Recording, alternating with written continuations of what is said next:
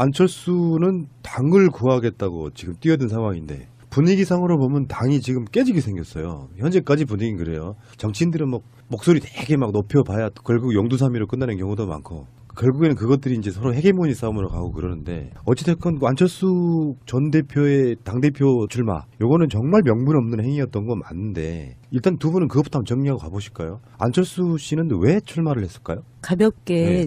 순간 딱 떠오르는 생각이 하나 있었는데요. 예전에 그 모 정치인이 선언만 하면은 북한에서 이렇게 뭐 미사일을 쏜다거나 뭐 실험을 한다거나 그래가지고 굉장히 좀 난망한 상황이 연출이 됐었잖아요. 네. 그 후계자가 안철수 대표인 것 같아요. 그렇죠, 뭐. 이게 아니라 뭐 아니, 선언을 하고 나서 이틀 만에 김광수 의원 네. 사건 터졌잖아요. 뭐죠?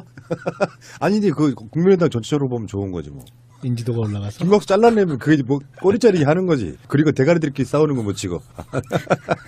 아니 본론으로 들어서 이게 김광수 의원 사건이 굉장히 안철수 대표에게는 악재 같아요. 어쩌면. 왜냐하면 국민의당의 그렇겠죠. 도덕성이 훼손되는 거잖아요. 뭐 리베이트 사건이 있었죠. 대통령 선거 때 정치공작 사건이 있었죠.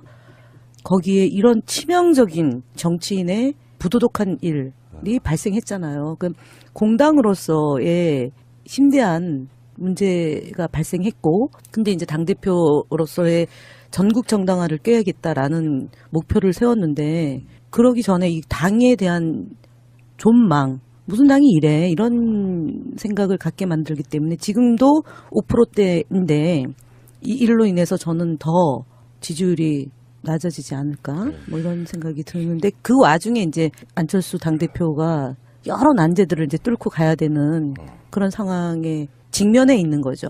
글쎄요, 왜 출마를 할까? 언론이나 일반인의 시각에서는 좀 이해가 안 된다고 보는 시각이 많은 거 아니에요? 한마디로 딱 안철수 대표의 입장에서 본다면 이런 표현을 쓰는 건 조금 어떤지 모르겠어요. 살려고 이게 정치에 뭐 명분의 정치도 있고 이상의 정치도 있고 어떤 멋의 정치도 있고 그런데 이번에는 생존의 정치 아닌가. 이번에 나서지 않으면 정치적인 재기의 공간 또는 움직일 수 있는 여지가 완전히 문이 닫힐 수 있다고 보는 것이 작동한 거 아닌가 싶어요. 그러니까 다른 경우에 정치인들이 이렇게 뒤로 물러나 있다가 다시 등장하는 경우가 있고 또 그렇게 해서 다시 찾게 되는 경우가 있지 않습니까? 근데 이번에는 그렇게 되기가 좀 어렵다고 볼 수 있는 본인 나름에서 생각을 해본다면 아마 그런 생각을 했을 가능성이 높죠. 그러니까 어떤 당이라는 틀 자체가 일정하게 존속을 하고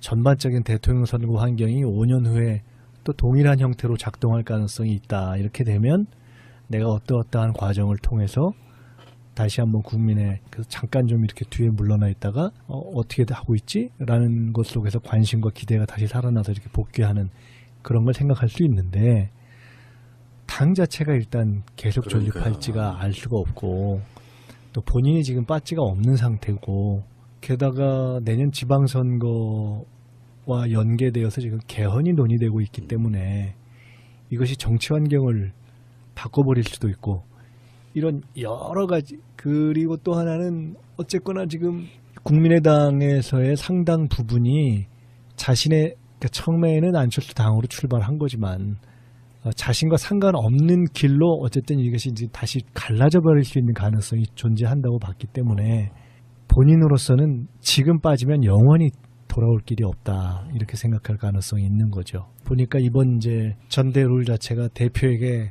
권한이 강화된 거잖아요. 그 전에는 창업주로서의 안철수라는 힘을 가지고 끌고 왔지만 이제는 새로운 제도로서의 대표가 힘을 실게 되면 거기서 빠졌을 경우에 이제 완전히 소위 프로 정치인들의 세계에서 자기는 살아남을 길이 없게 되는. 그래서 아마 조금 더 나아간 얘기지만 이 선택은 그 다음에 지방선거나 보궐선거에서의 무언가의 선택과 연계될 가능성이 상당히 높지 않나 저는 이렇게 봅니다. 보궐선거에 출마를 하는 거죠. 그러니까 지방선거에 뭐 서울시장으로 도전하기에는 가능성이 희박하고 두 번째는 예전에 그냥 우리가 썼던 시나리오 중에 하나가 연대를 제안할 수 있죠. 연대. 경기도 이런 데는 뭐 후보를 우리한테 제안할 수 있으려나? 어쨌든 그러니까 서울시장 양보할 테니 경기도지사 내놔 이런 거요? 예. 그런 거 그렇게 몰미- 된다면 거기서의 연대는 민주당과의 연대가 아니라 이른바 야권 바른정당의 이런 쪽에 이른바 야권 연대 쪽을 생각할 그러니까 가능성. 예전에는 우리랑 연대를 염두에 둔 게 아니냐라고 생각했는데 지금은 바른정당하고 연대겠죠. 바른정당이 호남 영남에서 자기네 후보 안 되고 연대를 하고 그다음에 이제 경기도 정도에서는 바른정당 후보가 안 나오고 국민의당 후보로 나오는데 그 후보가 이모 의원일 가능성이 높아지는 소설 중에 제가 그냥 이모 의원은 반드시 내년 지방선거에 뭘 도전한다 이런 생각이 늘 그것 때문에 나간 거다라고 저는 보고 있는 거고 이모 의원은 어디요? 경기도. 광명이요? 예, 예. 광명 그분이요? 네. 어허, 그리고 안철수 대표는 노원병에 도전할 거라고 저는 봐요. 아 이건 뭐 염치 모렴치 그런 거 없어요 이제. 아이씨, 왜냐하면 이분은 유아 독전이거든요. 정말 본인이 그렇대요. 많은 희생과 헌신을 통해서 양보했다라는 생각을 늘 지배적으로 갖고 있기 때문에 이번에 대선 패배도 그 이번에 도전한 거 보세요. 비가 오고 바람이 불었는데 꽃이 피지 못했다라는 거잖아요. 그러니까 아쉬운 거죠. 본인이 될 수도 있었는데 왜 졌는지를 아직도 모르는 거예요. 안철수 대표의 입장으로 놓고 보면. 그래서 역으로 보면 제가 생존의 정치에서 이 시점에 들어와야 되고 그것 때문에 지방선거나 보선에 연결돼서 그 무언가의 선택과 다시 연결될 가능성이 높다 이렇게 이야기했지만 그걸 역순으로 이야기하면 지방선거나 보선에서의 무언가와 움직이기 위한 것으로서 이렇게 거슬러 올라온 것으로 봐도 역으로 또 퍼즐을 맞출 수 있는 그러니까 이미 어떤 큰 그림 또는 큰 정치, 국가, 운영, 대선 이런 정치라기보다는 어떤 정치적인 본인의 생존을 중심으로 해서 근데 판을 보는 옛날 정동영 의원이나 손학규 의원의 행보랑 크게 안 달라요. 맞아요. 똑같아요. 모든 선거에 다 도전하고. 그러니까 제가 좀 전에 어. 이제 누구 얘기를 하려면 사실 이제 이인재 의원 같은 경우부터 시작해서 이제 이렇게 되면은 경우에 따라 작은 전투에서 작은 승리를 하는 경우가 있어요. 그러니까 이번에 꼭 그렇게 될 거다고 제가 지금 말씀드리는 것이 아니라 그런데 그렇게 되면 큰 정치의 축에서는 벗어나게 되는 거죠. 멀어지게 되는 거죠. 큰 정치 못하는 거고요. 짜잘해지는 거죠. 그러니까 그런 느낌이고 안철수를 이렇게 표현하면 될 것 같아요. 이번에 당대표 출마가 어떤 느낌이냐면은 왜 그 한복 같은 데 보면 쪽빛으로 정말 이렇게 염색을 잘 해가지고 예쁜 천 있잖아요. 거기 한 5년 전에 안철수였다면 지금은 완전히 색이 바래가지고 그냥 원래 있던 광목 색깔만 남은 그런 어머, 느낌. 비교를 해도 광목이 얼마나 말것들이 잡을 줄 알았어. 포목집 가게 포목집 딸입니다. 저기 진짜 그러네. 광목 듣는 광목 기분 나빠요. 그러지 마세요. 어쨌건 그 원래 색깔 그 푸르스름한 그 예쁜 색깔이 아예 없어진 그런 느낌. 새정치라는 게 없고 천정배나 정동영 두 후보 입장에서는 이제 고만고만하게 그 작은 당에 이제 예전에 한때는 또 여당의 대표였던 사람들 아니에요. 지금 국민의당에 가 있는 분들이 대부분 대선의 꿈을 꾸다가 당내 경선에선 도저히 돌파를 못 하겠으니까 당을 깨고 나가가지고 집을 지었는데 이제 그 집을 지어놓고 보니까 대선 후보의 반열에 올랐던 사람들이 다 있는 거잖아요. 지금 손학규 전 대표, 그다음에 정동영 의원, 천정배 의원, 그다음에 박주선 박지원 의원. 그 박지원 의원은 대선까지는 아니었죠. 그분은 꿈이 당 대표였으니까 실현했잖아요. 이제 다음번에 또 나오겠죠. 박지원 대표는 안철수 당 대표 후임으로. 근데 이제 이런 분석이 있어요. 지금 안철수도 바보가 아닌 이상 당이 저렇게 반발할 거라는 걸 알 텐데 왜 저럴까? 아니요, 반발이 이렇게 나올지 이렇게 세지 못해. 예상 셀 거라고 예상은 못했죠. 어느 정도 했을 거라고 보고. 왜냐하면 107명 위원장이 지지 선언을 했다고 했으니까 그렇게 보면 몇 명 안 되죠. 반대하는 사람은. 그러니까 이 반대를 몰랐다면 정치인으로서 가치는 저는 없다고 봐요. 그 정도의 그림을 못 본다면. 근데 문제는 이제 이런 해석들이 있어요. 뭐 요즘에 나오는 그 새로운 주의가 하나 나오는데 극중주의? 그러니까 제3당으로서 진보와 보수 사이에 있는 중도를 확 잡아야 된다. 뭐 이미 그 물도 건너갔다고 저는 보는데. 근데 그렇다 보니까 지금 국민의당이 사실상의 이제 분당 형태로 가는 거 아니냐. 분명히 이 경선 과정에서 당장은 깨지지 않더라도 굉장히 많은 그 서로 간의 갈등이 노출되다 보면 도저히 같이 못 있겠다 하면 이제 실제로 안철수는 호남에 기대기보다는 오히려 바른정당과의 연대 또는 통합 이런 걸 생각하는 게 아니냐는 분석이 있습니다. 두 분 생각은 어떠세요? 저는 그 가능성이 높다고 봐요. 심리적으로는. 그러니까 뭐 극중주의 무슨 레디컬 저걸 어떻게 해야 되나? 센츄리시즘?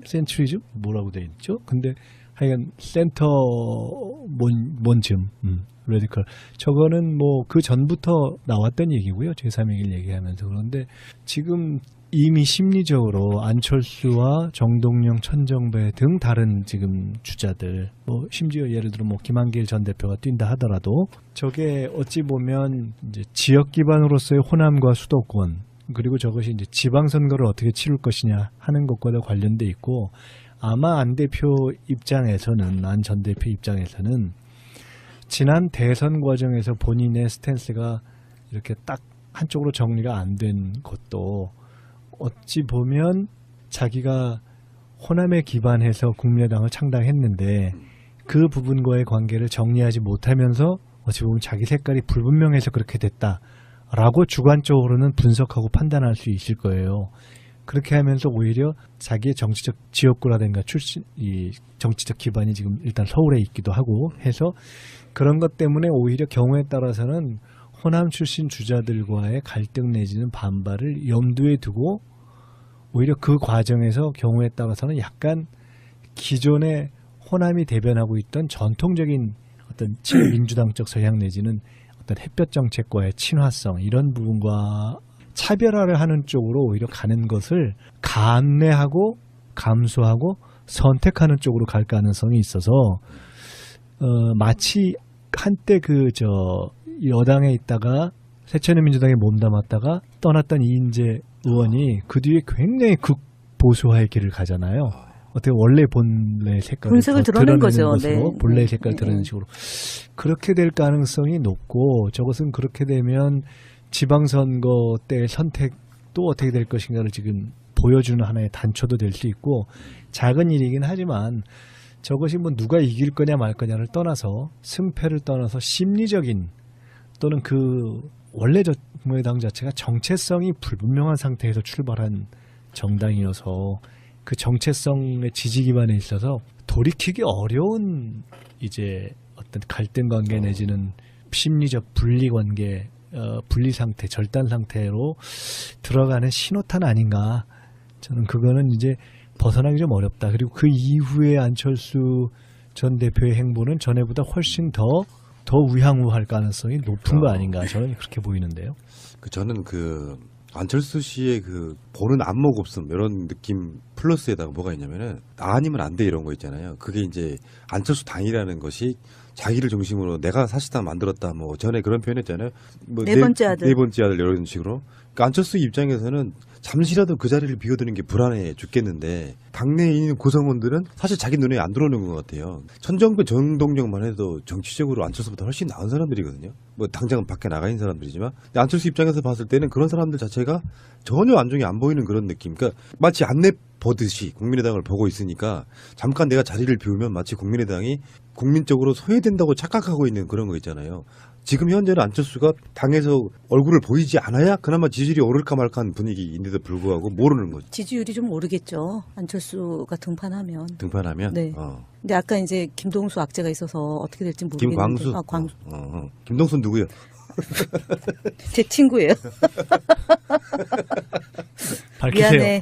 미안해. 미안해 동시야? 저번에 정말 몇 주 만에 내가 안경환과 최경환을 갚았다. 근데 어쨌든 최근에 갤럽의 여론조사에 보면 바른정당하고 자유한국당이 거의 붙었죠. 11%와 10%로 가고 그다음에 정의당하고 국민의당이 거의 5, 6 이렇게 됐고 저희 민주당이 조금 추미애 대표가 휴가 가는 관계로 이렇게 지지율이 조금 떨어졌더라고요. 거기도 박스권이더만요. 네, 박스권인데. 45에서 네. 50 박스권. 근데 이제 안철수 대표가 떨어지는 일은 없겠죠?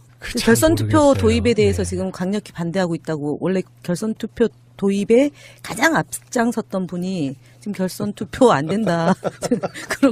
그러고 있는데 어쨌든 8일까지 이제 동교동 어르신들이 이제 출당 출당. 시킨다. 이제 이렇게 지금 배수의 진을 치고 있는 거고, 근데 이제 안철수 전 후보는 이제 설득하겠다. 이제 의원들도 설득하고 왜 이 시기에 해야지만 되는지에 대해서 고난의 길을 가겠다. 이제 이런 거잖아요. 근데 어쨌든 제가 보기에는 일시적으로는 조금 오르겠죠. 안철수 후보의 등판이 그나마 대선 후보가 이제 저쪽 자유당의 홍준표가 됐던 시기에 반짝 올라갔다가 다시 이제 10%를 면치 못하고 있는 거고, 그다음에 이제 바른정당의 지지율이 좀 빠지면서 국민의당 지지율로 이렇게 조금 옮겨갈 수도 있는 거죠. 왜냐면은 바른정당이 지금 이혜훈도 컨벤션 효과가 살짝 있었다가 지금 또 이제 헤매겠죠. 곧. 매력이 없어요.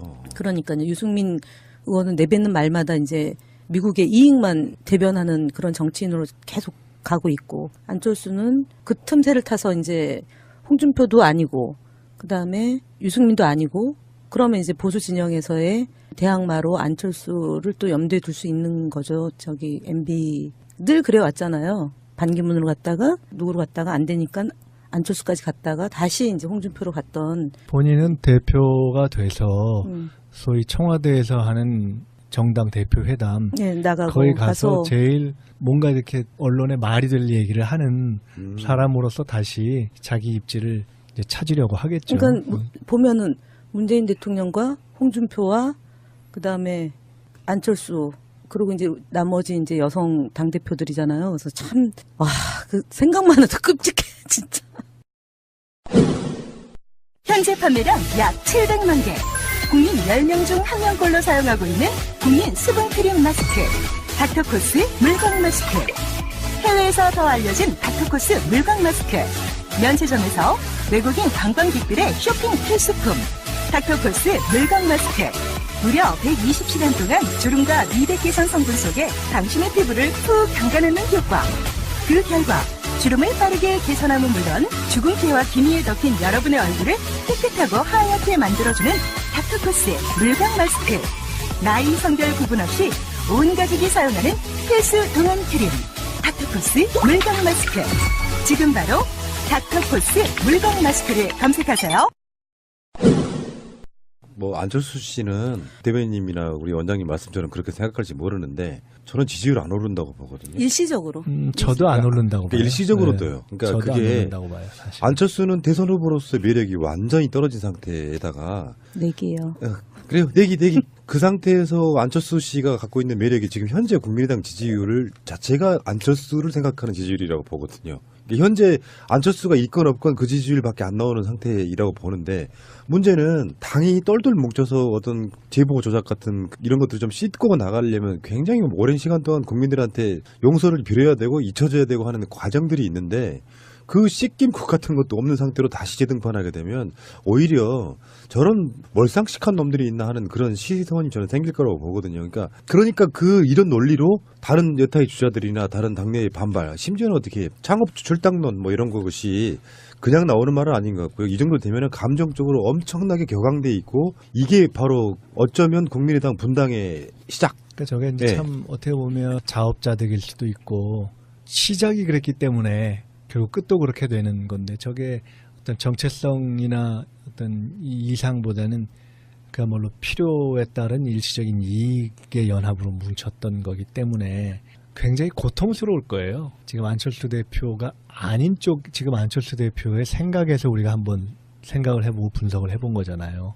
근데 안철수 대표가 아닌 쪽에서 생각했을 때는 그 안철수 대표가 다시 당 대표가 되거나 하는 상황이라는 게 출로가 없는 상황이 돼버리잖아요. 그러니까 다른 입장에 서 있는 분들은 아까 얘기했던 것처럼 지금이 기대해 볼 수 있는 것이라고는 개헌을 통해서 일정한 어떤 룸을 확보해서 정치적인 그 뒤에 움직일 수 있는 가능성을 열어보거나, 그것을 통해서 호남에서의 지방선거를 좀 도모해보거나 뭐 이런 등등인데, 그 모든 가능성이 딱 닫혀버리게 되는 상황이어서 그냥 차라리 이럴 바에는 내가 차라리 혼자 그냥 잠깐 무소속으로 있는 게 낫지 않을까 싶은 정도의 유혹과 고통을 상당히 강제받게 되는 상황이 오게 되지 않는가.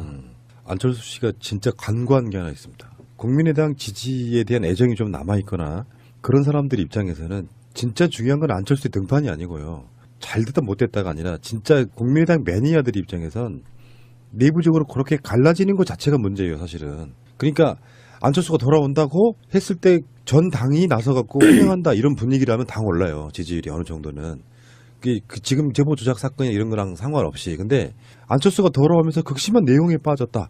그러면 지지를 그 사람들한테 보낼 수가 없는 상태. 그러다가 지금 이제 급기야는 바른정당과의 일부 분당에서 합당 연대론 같은 게 나오기 시작하면 확실히 이런 것들이 단초가 돼가지고 내년 지방선거 때까지 정치권이 어떻게 될지 모르겠다는데 결론적으로 말하면 이제는 우리가 그 이야기를 해야겠죠. 더불어민주당에게는 어떤 효과가 있을까? 요게 이제 더 중요한 거 아니겠어요? 국민의당이 효용성이 없는 건 아니잖아요. 국회 운영에 있어가지고는. 그걸 어떻게 생각하세요? 지금 만약에 국민의당이 이런 식으로 가다 보면 지금 현재 전국에는 어떤 영향을 끼칠까요? 실제로 합당의 가능성이 있습니까? 그러니까 일부라도 나와서 무슨 합당입니까? 아니 합당이 아니라 잠깐만요. 릴렉스. 그중에는 분명히 여당 들어오고 싶은 사람들이 있을 거란 말이에요. 안철수에 반대하는 사람들 중에. 그냥 입당이죠. 입당 어쨌건 입당 이런 개념으로 가능성이 있다고 보세요? 글쎄요. 일단 국민의당 의원들 입장에서만 보면 그중에 상당 부분은 차라리 혼자 나와 있는 것이 낫겠다는 고민을 저는 할 것 같아요. 무소속으로요? 네.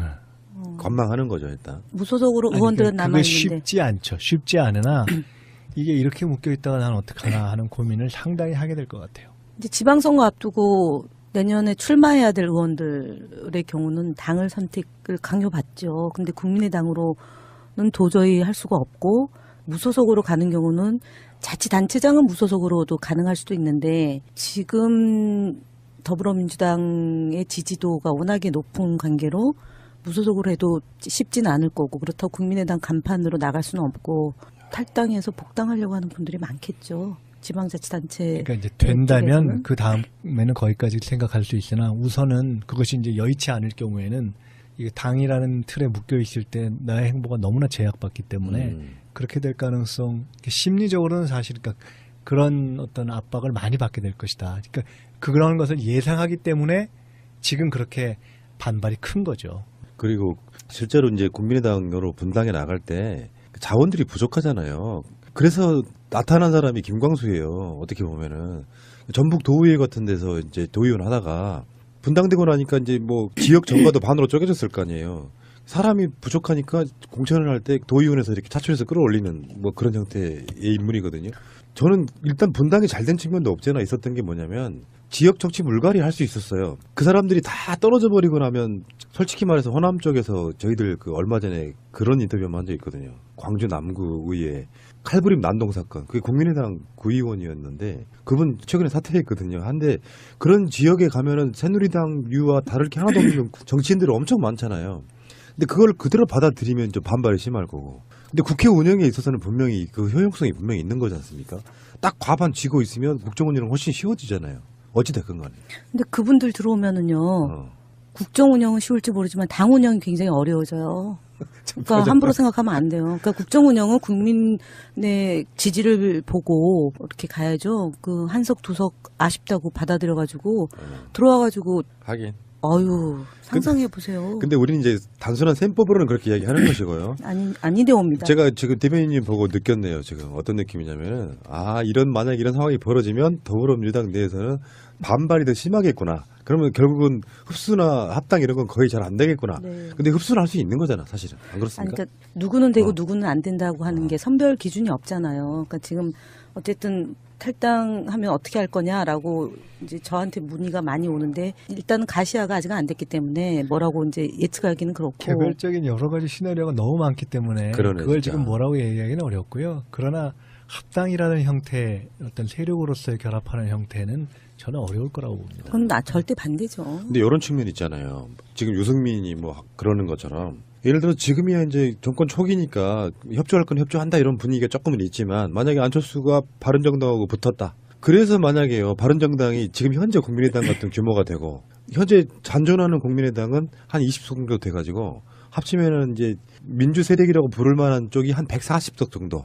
그리고 20석이 바른정당으로 부르면 그쪽이 한 40석 되고 그런 모양새로 가면 국정운영 굉장히 힘들 것 같은데 국민의당은 당론이 있거나 그래서 이게 전부 국회 표결 같은데 이쪽으로 붙었다 그러면 그게 160석 나오잖아요. 그런데 그쪽 20석 정도를 안철수가 끌고 간다고 하면 이쪽이 표가 불리해지면 건건이 이제 표결하면 무조건 지게 되는 상황이 올 수도 있다. 이것도 계산 한번 해봐야죠. 바른정당이 통으로 저기 어. 자유한국당 화된다? 통이 아니라 반 쪼개져가지고 그쪽으로 20석이 붙고 아니 그러니까 표결에 있어서 자유한국당하고 바른정당하고 같은 스탠스를 취하고 그다음에 국민의당에 남아 있는 분들하고 무소속하고 정의당하고 이제 우리가 되는 구조잖아요. 그러면은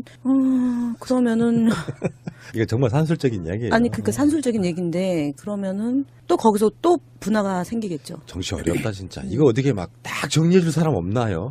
없네요. 네. 그냥 국민들이 바른 정당 이름 보고 하는 게 아니라 진짜 바르게 정치하는 정당에 힘을 계속 주고 여론을 몰아가서 그 힘을 바탕으로 정치를 하는 수밖에 없네요. 지금 돌파. 하여간 지금 있을 수 있는 다양한 시나리오를 지금 얘기하기는 네. 어렵고, 근데 지금 예상할 수 있는 것, 아까 말씀드린 것처럼 분명한 것 하나는 저는 안철수 전 대표는 그런 어떤 강렬한 생존의 정치를 할 가능성이 높다.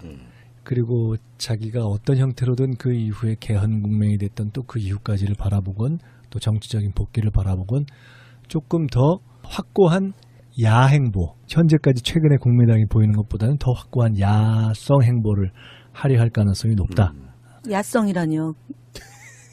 아니 그러니까 저기지. 반대를 더 하면 반대하는 반대요. 거지. 그러니까 국민의당이 어떤 경우에 따라서는 뭐 더불어민주당의 협조도 꼴통 짓을 할 가능성이 높다 이렇게 그렇지, 얘기해야 되는 쉽게 거죠. 얘기하니까 소위 얘기하는 야쪽, 바른정당. 지금 여야 개념이 좀 헷갈리죠? 헷갈리니까 우리가 옛날 야당 이렇게 얘기하면 안 돼. 지금 우리 그러니까 지금 더불어민주당에 그러니까 무조건 반대하는 진영 쪽으로 그 용어를 서서, 좀 만들어내야 될 것 같아요. 서서 그러니까 쉽게 말해 더 보수화할 것이다. 네. 아까 얘기대로 하면 더 보수화할 가능성이 저는 훨씬 높다고 본다. 이렇게 보고요. 네. 그리고 나서 이제 국민의당 의원들의 선택은 그거는 이제 그야말로 본인들이 각각 개별 정치적 사안이라든가 의안 이런 것들에 대해서 어떤 입장을 취하는가 이것들이 이제 좀 명료해져면서 사실은 국민들과 당원들의 판단이 이루어져 가겠죠. 예. 어쨌거나 안철수 씨가 선택지가 지금 만약에 당대표 나가서 현재 분위기대로라면 천정배 정동영이 단일화해도 어렵다는 거죠. 두 분 생각에는 안철수가 될 가능성이 없다는 거죠. 아무래도 그러지 않겠습니까? 사당화돼 있다는 거예요. 아직 현재까지. 근데 권력구조상 박지원 전 대표의 장악력이 높아서 어떻게 될지는 모르겠지만 네. 어쨌든 천정배 정동영 일반 정서로만 보면 국민의당도 지지를 했던 대선 때 지지를 했던 층의 정서로만 보면 반안이 상당히 우위를 점할 가능성도 있다고 보는데 그 지지했던 어떤 호남층의 정서로 보면 근데 워낙 그 부분이 빠져 있고 또 당 자체가 뭐 정상적인 민주화가 되면서 정상적인 틀이 된 것이 아니고 애초에 지역위원장 구도라든가 이런 걸 놓고 보면 아무래도 그래도 안철수 처음에 창업주가 다수겠죠. 아하. 그러다가 끔찍한 게요. 예를 들어서 내년 6월 달쯤에 나 서울시장 나갈래라든지 이분의 선택은 분명히 있을 것 같죠. 재보궐선거를 나오거나 지방선거에 정말 서울시장 후보로 한 번 더 나오거나 이제는 박원순 네가 나한테 양보해 이렇게 될 수도 있잖아요. 뭐 그건 떼쓰는 거죠. 애가 떼쓰시 하는 건데 저는 국회의원 가능성이 더 높다고 봐요. 시장은 저도 국회의원 보궐선거에 나올 거라고 봐요. 근데 그러면 너무 뻔뻔한 거 아니에요? 그거 넘어섰다니까요. 그 경지를. 아이 그러니까 답답하네 진짜. 그 하긴. 그렇기 때문에 지금 두들겨 맞고 지금 복귀한다. 그럼요. 저는 이렇게 봐요.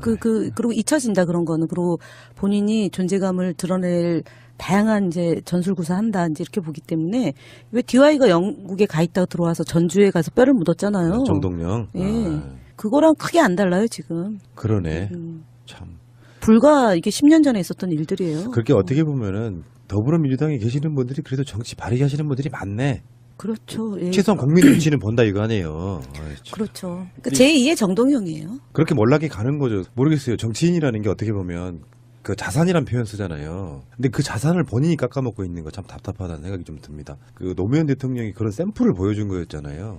당선 당장 안 되더라도 내가 손해 보더라도 국민들과 그 눈높이를 맞춰가면서 부산 같은 데 계속 출마하고 하면서 정치적인 자산의 크기를 늘려갔던 거잖아요. 그러니까 범국민적으로 지지가 붙었던 거고 그런 방식으로 정치를 해야 되는데 당장 잊혀지는 게 두렵고 자기 이익만 생각하고 선당후사 이런 표현 썼지만 사실은 그 정동영 전 의장이 이렇게 표현했죠. 선사후공 이렇게 표현한. 그러니까 이제 제가 그분도 그 말 할 자격이 있나요? 이인재 의원 얘기했고 지금 우리 김현 대변인이 정동영 의원 얘기했고 등등 했는데 처음에 이제 큰 정치에서는 벗어났다 이런 얘기를 말씀드렸잖아요. 그 뒤에 보면은 이제 그런 경우에 선택을 했을 때 개별 전투에서는 이긴 적들이 있어요.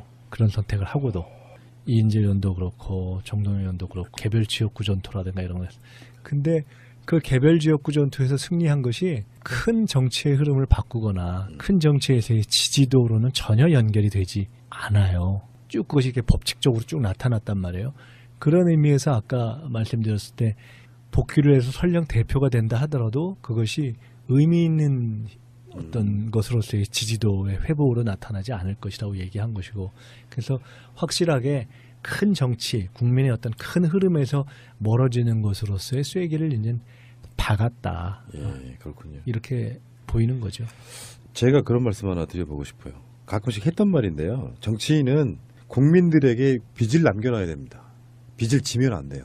빚을 남겨놔서 저 사람 언젠가는 잘 되게 해주고 싶다라고 하는 빚을 남겨놔야 돼요. 대표적으로 지금 김현 대변인 좀 보이거든요. 국정원 사건이나 뭐 이런 것들을 보면은 국민들 입장에서 이제 불쌍하다는 그 제가 농담처럼 하는 말이 그게 빚이에요. 저 사람 언젠가는 그 빚을 우리가 갚아줘야 돼 하는 그 오해 상태라고 보거든요. 그것이 아니고 자꾸 국민한테 자기가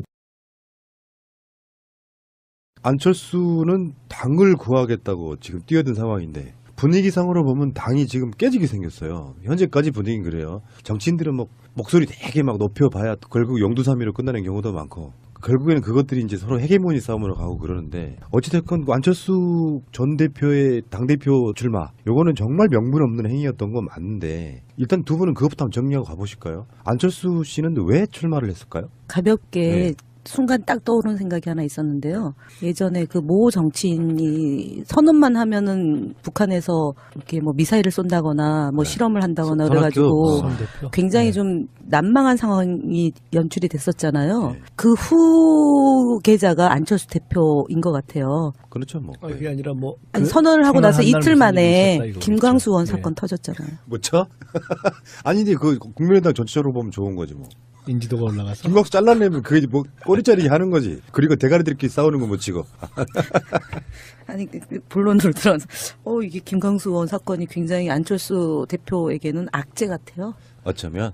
왜냐하면 국민의당의 그렇겠죠. 도덕성이 훼손되는 거잖아요. 뭐 리베이트 사건이 있었죠.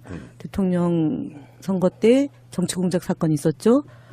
거기에 이런 치명적인 정치인의 부도덕한 일이 발생했잖아요. 그럼 공당으로서의 심대한 문제가 발생했고, 근데 이제 당대표로서의 전국 정당화를 꾀야겠다라는 목표를 세웠는데, 그러기 전에 이 당에 대한 존망, 무슨 당이 이래, 이런 생각을 갖게 만들기 때문에 지금도 5%대인데, 이 일로 인해서 저는 더 지지율이 낮아지지 않을까, 뭐 이런 생각이 드는데, 그 와중에 이제 안철수 당대표가 여러 난제들을 이제 뚫고 가야 되는 그런 상황에 직면해 있는 거죠.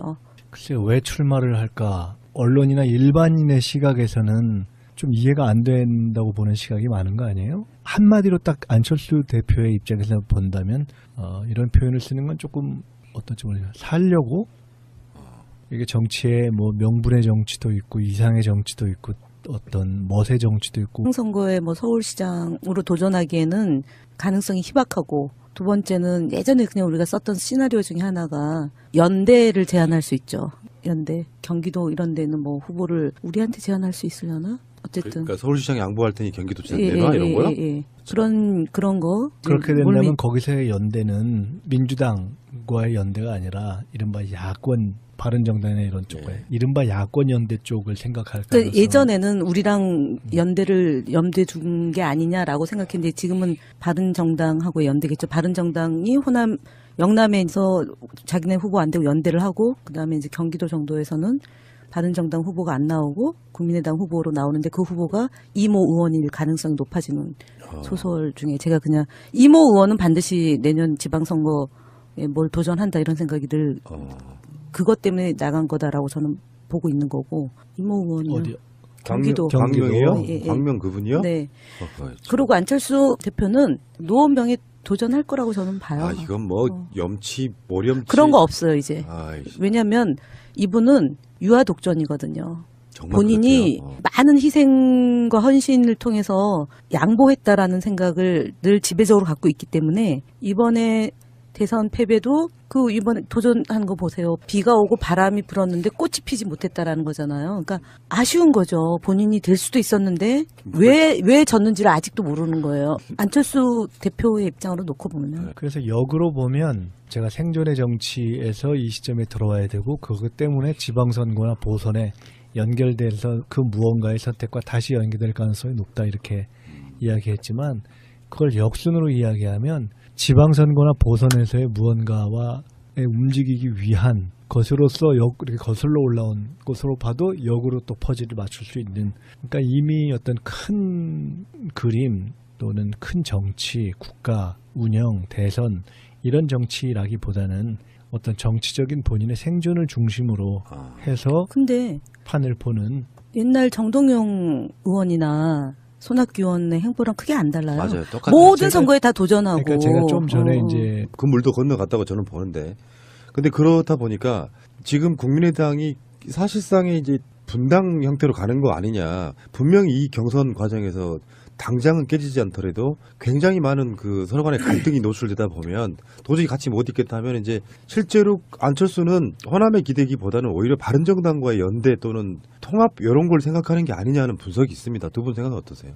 저는 그 가능성이 높다고 봐요. 심리적으로는. 그러니까 뭐 극중주의 무슨 레디컬 저걸 어떻게 해야 되나? 센츄리시즘? 뭐라고 돼 있죠? 근데 하여간 센터 뭔즘 레디컬 저거는 뭐 그 전부터 나왔던 얘기고요. 제3얘기를 얘기하면서 그런데 지금 이미 심리적으로 안철수와 정동영, 천정배 등 다른 지금 주자들 뭐 심지어 예를 들어 뭐 김한길 전 대표가 뛴다 하더라도 저게 어찌 보면 이제 지역 기반으로서의 호남과 수도권 그리고 저것이 이제 지방선거를 어떻게 치룰 것이냐 하는 것과도 관련돼 있고 아마 안 대표 입장에서는 안 전 대표 입장에서는 지난 대선 과정에서 본인의 스탠스가 이렇게 딱 한쪽으로 정리가 안 된 것도 어찌 보면 자기가 호남에 기반해서 국민의당을 창당했는데 그 부분과의 관계를 정리하지 못하면서 어찌 보면 자기 색깔이 불분명해서 그렇게 됐다라고 주관적으로는 분석하고 판단할 수 있을 거예요.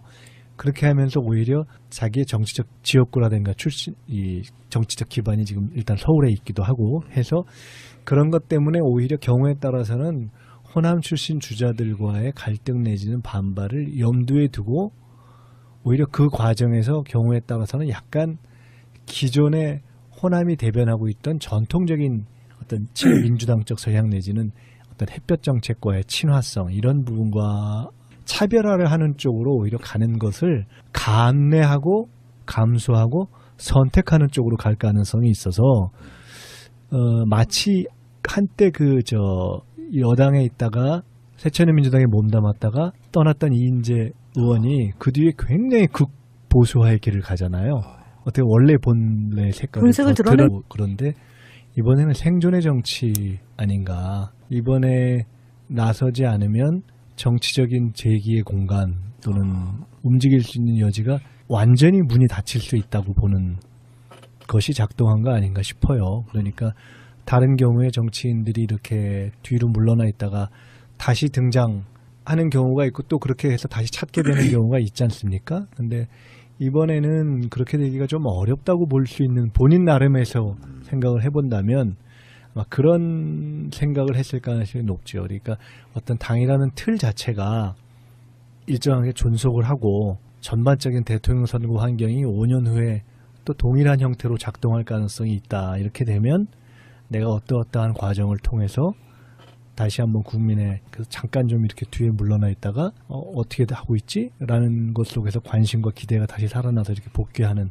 그런 걸 생각할 수 있는데 당 자체가 일단 계속 존립할지가 알 수가 없고 또 본인이 지금 빠지가 없는 상태고 게다가 내년 지방선거와 연계되어서 지금 개헌이 논의되고 있기 때문에 이것이 정치 환경을 바꿔버릴 수도 있고 이런 여러 가지. 그리고 또 하나는 어쨌거나 지금 국민의당에서의 상당 부분이 자신의 그러니까 처음에는 안철수 당으로 출발한 거지만 자신과 상관없는 길로 어쨌든 이것이 이제 다시 갈라져 버릴 수 있는 가능성이 존재한다고 봤기 때문에 본인으로서는 지금 빠지면 영원히 돌아올 길이 없다 이렇게 생각할 가능성이 있는 거죠. 보니까 이번 이제 전대 룰 자체가 대표에게 권한이 강화된 거잖아요. 그 전에는 창업주로서의 안철수라는 힘을 가지고 끌고 왔지만 이제는 새로운 제도로서의 대표가 힘을 실게 되면 거기서 빠졌을 경우에 이제 완전히 소위 프로 정치인들의 세계에서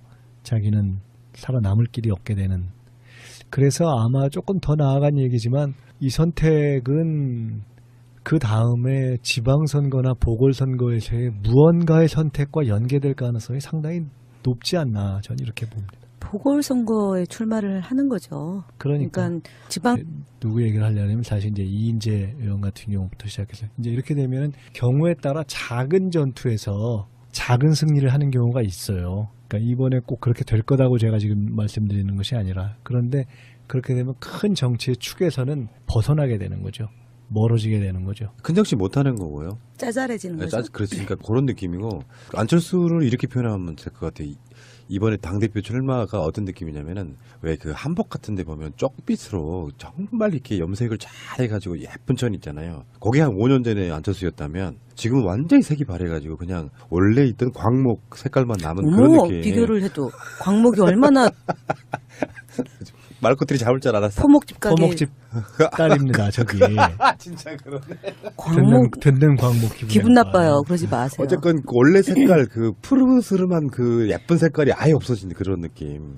새정치라는 게 없고 천정배나 정동영 두 후보 입장에서는 이제 고만고만하게 그 작은 당에 이제 예전에 한때는 또 여당의 대표였던 사람들 아니에요. 지금 국민의당에 가 있는 분들이 대부분 대선의 꿈을 꾸다가 당내 경선에선 도저히 돌파를 못하겠으니까 당을 깨고 나가가지고 집을 지었는데 이제 그 집을 지어놓고 보니까 대선 후보의 반열에 올랐던 사람들이 다 있는 거잖아요. 지금 손학규 전 대표, 그다음에 정동영 의원, 천정배 의원, 그다음에 박지원 의원. 그 박지원 의원은 대선까지는 아니었죠. 그분은 꿈이 당 대표였으니까 실현했잖아요. 이제 다음번에 또 나오겠지. 박지원 대표는 안철수 당 대표 후임으로. 근데 이제 이런 분석이 있어요. 지금 안철수도 바보가 아닌 이상 당이 저렇게 반발할 거라는 거 알 텐데 왜 저럴까? 아니요, 반발이 이렇게 나올지 이렇게 세지 못해. 예상 셀 거라고 예상은 못했죠. 어느 정도 했을 거라고 보고. 왜냐하면 107명 위원장이 지지선언을 했다고 했으니까. 그렇게 보면 몇 명 안 되죠. 반대하는 사람은. 그러니까 이 반대를 몰랐다면 정치인으로서 가치는 저는 없다고 봐요. 그 정도의 그림을 못 본다면. 근데 문제는 이제 이런 해석들이 있어요. 뭐 요즘에 나오는 그 새로운 주의가 하나 나오는데 극중주의? 그러니까 제3당으로서 진보와 보수 사이에 있는 중도를 확 잡아야 된다. 뭐 이미 그